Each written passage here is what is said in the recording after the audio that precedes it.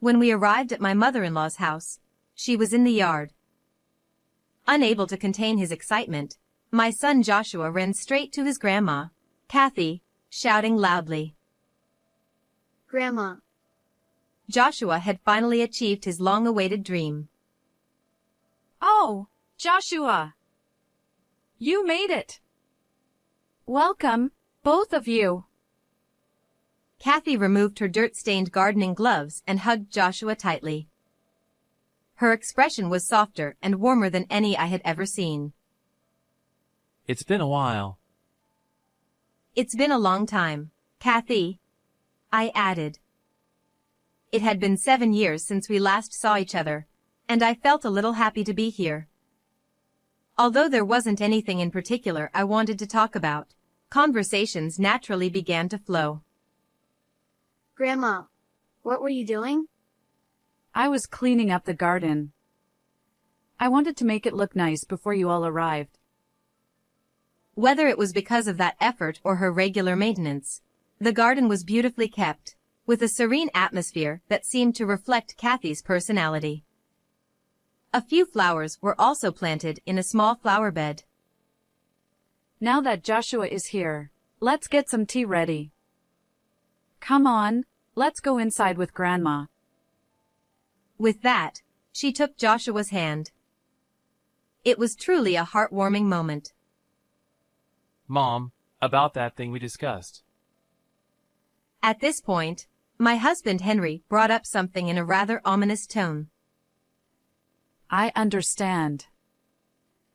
I was wondering what they were talking about when I noticed that something was wrong with Joshua. The huge smile he had just moments ago had disappeared, and his face had turned pale. What's wrong? Then Joshua said something completely unexpected. We need to call the police. Grandma. Hello, Martha? It was a phone call from my mother-in-law, Kathy, who lives far away. My relationship with Kathy is very good, so I'm always happy to chat with her, no matter the topic. Hello, Kathy. Good afternoon. Good afternoon. How is everyone doing? By everyone, she meant me, my husband Henry, and our son Joshua. Joshua is currently in 1st grade. Since he's at school, I couldn't put him on the phone, but he's growing up healthy and strong. As for Henry and me, there's not much to report these days. In the past, I struggled a lot because Henry often attracted strange types, so-called stalkers, but we've overcome that obstacle and are now living peacefully. Yes, we're doing well, thank you. That's good to hear. By the way, is Joshua there? Unfortunately, he's at school. Of course, it's the middle of a weekday. The last time Kathy and Joshua saw each other was 7 years ago. In other words, they haven't faced each other since Joshua was born. Kathy last saw him as a newborn, and Joshua doesn't even have a memory of meeting her. There are several reasons for this, but the main one is the physical distance between us. From our home to Kathy's house, we have to take a flight. Right after Joshua was born, Henry's job was incredibly busy every year, so we couldn't go back even for summer vacations or Christmas. To make matters worse, the pandemic that has been raging these past few years made it difficult to travel, so we completely missed the timing. However, now that things are beginning to settle down, Henry and I had been talking about visiting this summer. Speaking of which, about this summer vacation. Will you be able to come? Yes, that's our plan. I finally get to see Joshua. I'm really looking forward to it. I got a call from your mother today. I shared with Henry and our son that evening, including the news about our upcoming visit. It's already been 7 years. Time flies. I get to meet Grandma?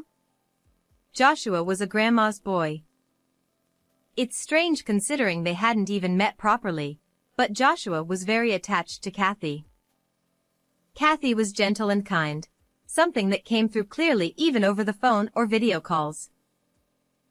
Sadly, Joshua's grandfather, Kathy's husband, passed away before Joshua was born, so he never got to see his grandson. At the time, we had suggested that Kathy move in with us, but she politely declined, saying she preferred being on her own and didn't want to intrude on our time as a couple. This continued even after Joshua was born. Knowing he would finally get to meet his grandmother, Joshua was overjoyed. Then I'll make sure to request my time off in advance this year. Yes, please. At that moment, I noticed something. Joshua was staring intently at nothing in particular. He's doing it again. For some reason, Joshua seems to be able to see things that shouldn't be visible, what you might call a sixth sense or psychic ability. At first, neither Henry nor I took it seriously. We thought it was just the kind of story a child of his age would make up. But as time went on, it became clear he wasn't lying, and we eventually accepted it. Joshua's reactions vary depending on what he sees. He's quiet this time, but when he sees something frightening, he sometimes bursts into tears or becomes too scared to move. Whatever Joshua was seeing now didn't seem to be terrifying. He just stared into the void, as if listening to something. "Joshua?" When I called out to him, Joshua turned to me as if nothing had happened. It's okay. Henry and I weren't sure how to respond to that. Since then, Joshua frequently started staring at the same spot in the house without saying anything and then quietly walking away. I found it unsettling and decided to discuss it with Henry.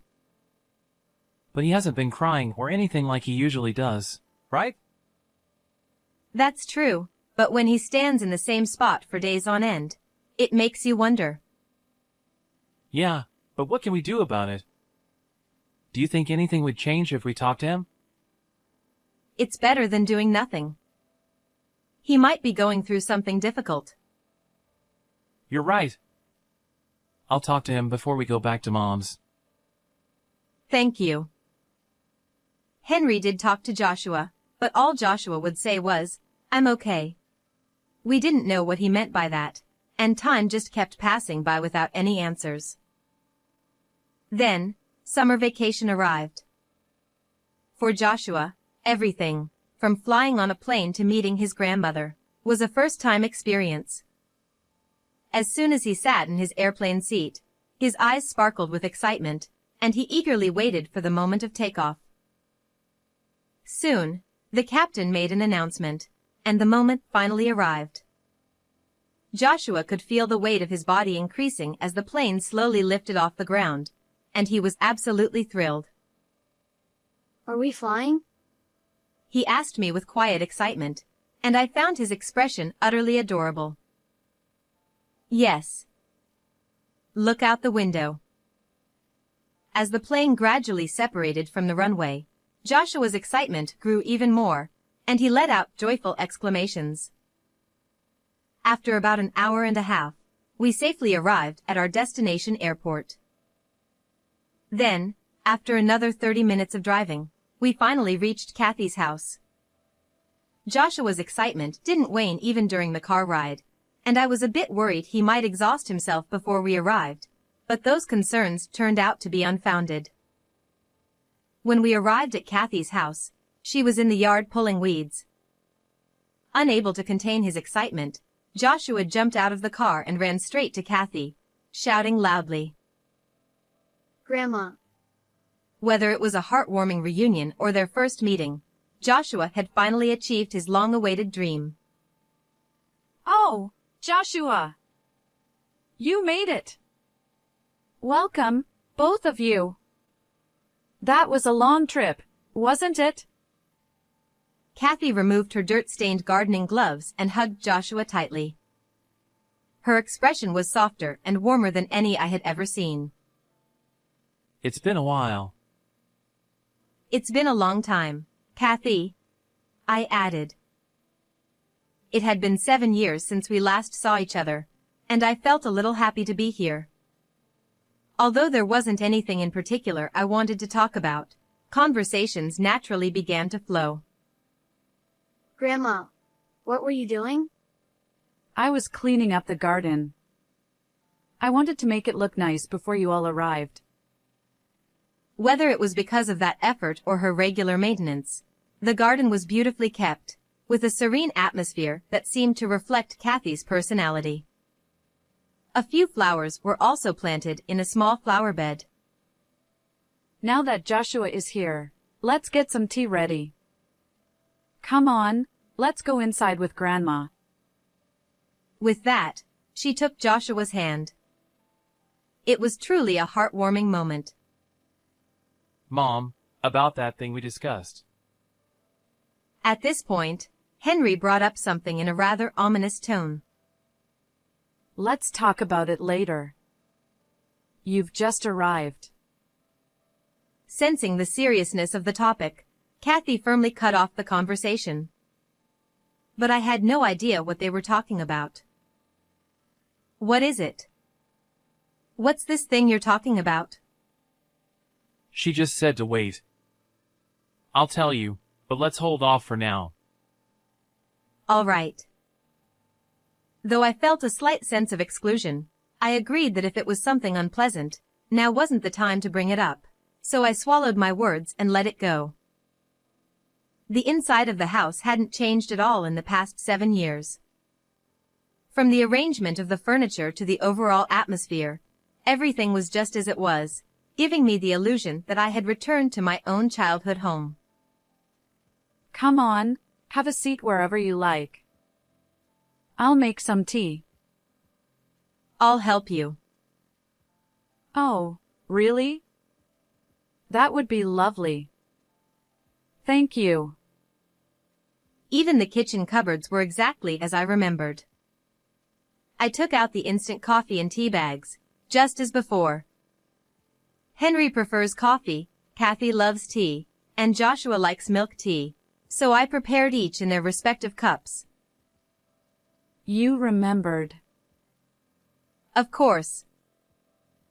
After some time had passed, Henry brought up that matter again. I think it's about time. All right. This time, Kathy gave in, and the two of them left the room together and went upstairs. What could they be talking about? I wondered as I sipped my tea. Then, I noticed that something was wrong with Joshua, who was sitting next to me. The bright smile he had just a few minutes ago had vanished, and his face had turned pale. What's wrong? Joshua then said something completely unexpected. We need to call the police. Grandma is. Call the police? What is Joshua talking about? We had been having a normal conversation just a moment ago, so why would he suddenly mention the police? Unable to leave my questions unanswered, I asked Joshua for clarification. What do you mean by call the police? Grandma. She's in danger. But he wouldn't say anything more. He wouldn't answer. I had a feeling I'd experienced something like this before. As I strained my increasingly sluggish brain, I finally remembered. Joshua tends not to give detailed answers when he has seen something. If that's the case, then he might have seen something terrifying. As I pondered this, Joshua's condition worsened, and he began trembling uncontrollably in fear. His intense shivering started to make me anxious as well. Suddenly, the doorbell rang. I hesitated, unsure if I should answer it, but eventually decided to go.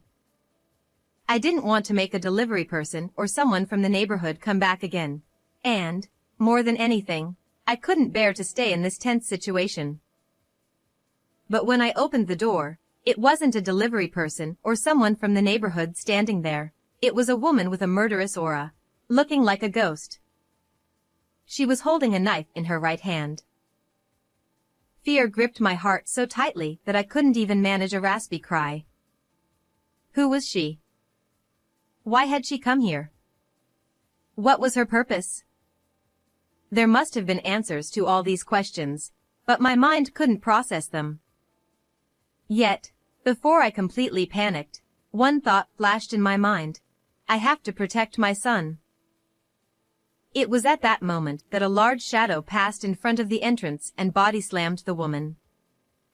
Instinctively, I knew that I had to move now. I turned around to rush to Joshua, only to see Kathy holding him tightly, his face pale with fear. A brief wave of relief washed over me as I turned my attention back to the entrance. There, I saw Henry struggling with the woman. What is going on? I'm sorry, Martha! I'll explain later. Mom, take Joshua somewhere safe. Without a word, Kathy swiftly left through the back door with Joshua in tow. Let go of me! Henry! My mind refused to comprehend the chaos unfolding before me, leaving me unable to make sense of what was happening. Who is she? As I voiced the question, a bad feeling crept over me. It wasn't just a feeling, but more of a realization, one that I knew couldn't be good. This woman was likely one of the many stalkers who had fixated on Henry.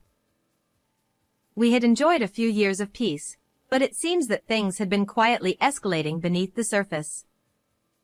The woman Henry had pinned down was apparently named Carol, a younger childhood friend who had harbored feelings for him since they were kids. Now, she sat quietly in a chair, her hands bound after Henry had taken the knife away from her. But unfortunately, I always saw her as like a sister. I've told her that many times. So why did she come barging in with a knife today? I directed the question at Henry, but it was Carol who answered. I knew Henry had a wife and child. They were in the way. If they were gone, Henry would come back to me. Isn't that right? As you can see, she's not thinking rationally.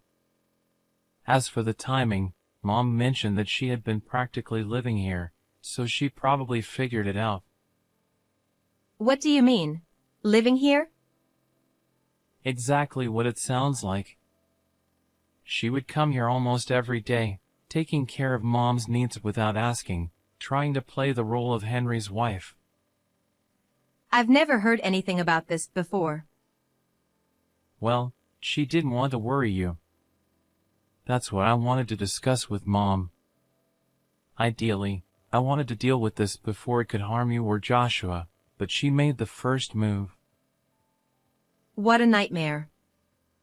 Over the years, Henry had dealt with numerous stalkers and stalker-like individuals, but this was the first time things had escalated to such a direct and dangerous level. I hadn't told her yet, but I had already called the police, which provided some small measure of comfort. As we talked, Carol muttered to herself in a low voice, almost like a chant. What will happen to mother-in-law without me? How much have I done for Henry? How much have I done for Kathy? She can't do anything without me. Henry and this house need me. She didn't seem sane at all. The thought that she might try something even more dangerous filled me with dread. The only slight comfort in this terrifying situation was that she no longer had a weapon and, most importantly, that Joshua was no longer in the room.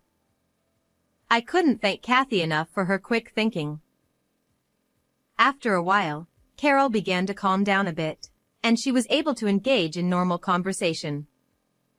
Though she was still repeatedly apologizing, it was a noticeable improvement from the earlier madness. Why did you try to do something like this? It's a crime, you know. I'm sorry. But I wanted you to understand how much I need you.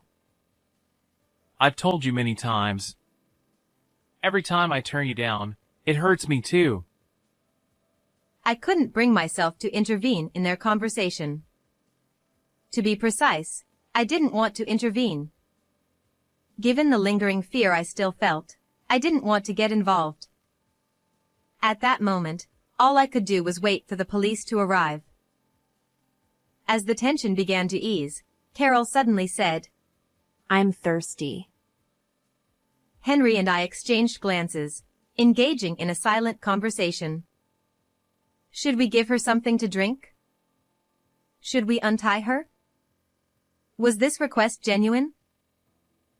After silently debating these questions, Henry reluctantly placed a glass of water in front of Carol. He even untied her hands so she could drink properly. That decision turned out to be a mistake. Don't move! She grabbed my arm and pulled me toward her with a strength that didn't seem possible for a woman. In her hand was another blade. Carol had apparently hidden a box cutter in one of her pockets. Carol, stop this! This isn't a joke! I'm not joking. I'm completely serious. Everything will be fine as long as she's out of the way. I was taken hostage in a scenario straight out of a crime drama. The trembling blade was pressed against my neck. Strangely, though, I felt oddly calm. Thoughts raced through my mind, like so her thirst was just a ruse, and how can I get out of this situation? My thoughts were eerily clear, even though I didn't fully understand why. Think this through. Carol! Calm down! I told you, I am calm. She wasn't listening to Henry at all. I couldn't see her face, but I could tell from her tone that she was probably wearing a cold, detached expression. Despite the danger, I remained calm. The reason for that would soon become clear. The sound of pounding on the front door echoed through the living room. Excuse me, Miss Smith. This is the police. Is everything all right? Somewhere in the back of my mind, I must have already anticipated this outcome. After all, it was I who had called the police. Carol, no longer able to remain calm, dropped the box cutter she was holding and tried to flee. But Henry didn't miss the opportunity. He quickly grabbed her, holding her in a tight grip, and she was once again restrained. After Carol was taken away by the police, Joshua and Kathy returned a little later. Joshua, are you okay? Yeah. Grandma took me to a friend's house, so I was fine. Thank goodness. Thank you, Kathy. It's nothing. Are you all right? A lot happened, but we're safe now. I was worried. Looking at Joshua, I remembered how he had started trembling and saying we needed to call the police right after we arrived at Kathy's house. Could it be that Joshua had somehow foreseen this incident? By the way, Joshua, when we first got here, you said we needed to call the police. What did you mean by that? Joshua looked a bit confused, but then slowly began to explain. I saw something bad. Something dark and scary. I thought Grandma's house was in danger, so I said we should call the police. So, it was just as I suspected. Then he said something that made my ears ring in disbelief. Grandpa told me, too. Grandpa. Of course, Joshua knew about his grandfather, but he had never met him. So what did he mean by he told me? Both Henry and I couldn't hide our confusion, but Kathy, who seemed to have understood something, nodded knowingly. Joshua, can you see things too? Yeah. Can't everyone else see them? No, Grandma, Dad, and Mom can't see them. Joshua, you're special. What do you mean by that? My husband could see things too. You know, spirits. He used to talk about it all the time.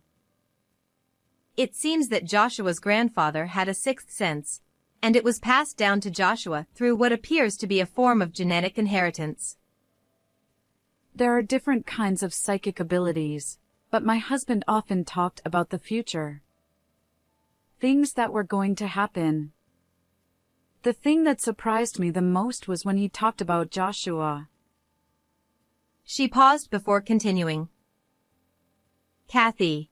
He talked about Joshua, who wasn't even conceived yet, almost like a prophecy. For example, he knew our grandchild would be a boy before he was born. At the time, I had no way to confirm it, but now I realize that everything he said was true. I see. I had heard stories about my father-in-law, but this was the first time I'd heard this. Kathy said it was because no one would have believed it if I had talked about it. And she was probably right. I'm not sure I would have believed it back then. But now, things were different. I was convinced that Joshua had indeed inherited his grandfather's abilities. Now that I think about it, Carol only started coming around after he passed away. She must have known she couldn't come near us while he was alive because he would have seen right through her. That makes sense. She must have been afraid that her actions would be exposed. Although it's just speculation, it seems to fit the situation perfectly. Grandpa was here at home. He kept saying, "Be careful." I see. So that's why Joshua was staring off into space at our house. That's why he kept saying, "I'm okay." I was deeply impressed by the unique abilities of my son and father-in-law. But more than anything, I was incredibly relieved that we had come through this ordeal unscathed. All right, let's sit down and have that tea again. Joshua, would you like to help this time? Yeah, sure. Just a short while ago, there had been a terrible confrontation in the living room. But now, a peaceful atmosphere had returned. I wasn't quite ready to fully adjust to the change, but I did feel safe. The tea probably helped with that. Mom, I've been thinking. What is it? Henry brought up something suddenly. I felt a sense of déjà vu and unconsciously braced myself. Would you reconsider and come live with us? My wariness turned out to be unnecessary. There was no need to be on guard with this topic. Given what had just happened, I understood Henry's concern, and I was actually in favor of the idea myself. So, I decided to offer a little support. It would give us all peace of mind. For you and for us, Kathy. There was always the possibility that Carol could fall back into madness and attack again. We didn't know how long the law would keep her restrained, but having Kathy live with us would be a sure way to keep her safe. I was speaking for myself, but I also knew that Joshua would be thrilled to live with his beloved grandmother. Joshua would be really happy too. In a way, that was the final nudge. Well, I don't want to cause any more worry, so if everyone is okay with it, I'll accept your offer. It looks like Carol's case is going to be handled as a criminal matter. Really? He told me that as soon as he came home. I wasn't indifferent, but I didn't have much more to say about it. As long as we never had to face her again, that was enough for me. Some time had passed since that incident. Dad, welcome home. Welcome back. I'm home. We're living a very peaceful and happy life now. My relationship with my mother-in-law, Kathy, which was already good, has become even stronger, and now we've found shared hobbies that we enjoy doing together. However, I can't compete with my son. Whenever Joshua is home, Kathy is completely devoted to him, always taking care of him. At first, I worried about whether we were imposing on her, but after seeing how the two of them interact, that worry faded away. Joshua is always smiling when he's with Kathy, and just watching them together brings a smile to my face as well. Seeing the bond between grandmother and grandson, Henry and I felt deep relief, knowing that our decision was the right one. It was a wonderful choice that brought happiness to all four of us. I'm confident that our family will continue to live happily, supporting each other along the way. How did you like this story? Don't forget to subscribe to the channel. See you in the next video.